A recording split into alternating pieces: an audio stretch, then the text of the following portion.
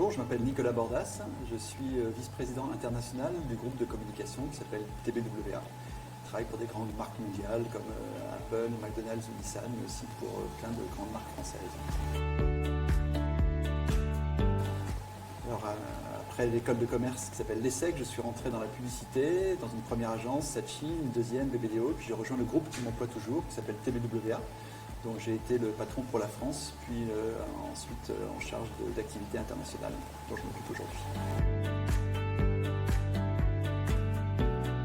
Pour moi, la première qualité du bon communicant ou de la bonne communicante, c'est la curiosité.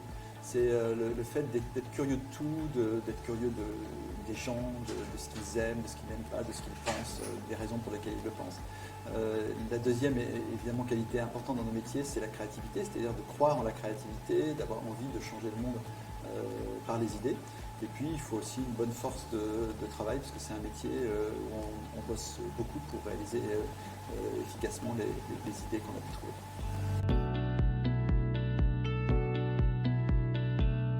La communication a montré plus que jamais son besoin, mais c'est pas arrêté avec la pandémie. Les gens n'ont jamais eu autant besoin de communiquer qu'au moment où ils avaient plus de difficultés à communiquer.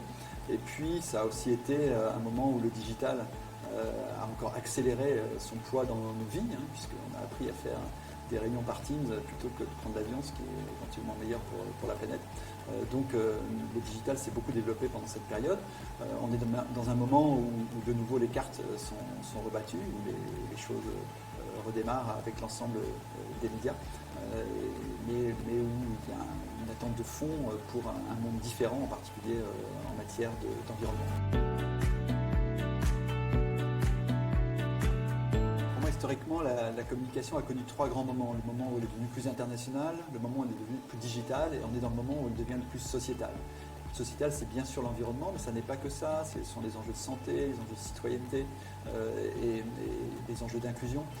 Et donc, la publicité se doit d'être plus responsable et le marketing plus responsable dans un monde où les entreprises n'ont pas d'autre choix qu'elles-mêmes d'être plus responsables de leurs externalités négatives à compenser et positives à créer.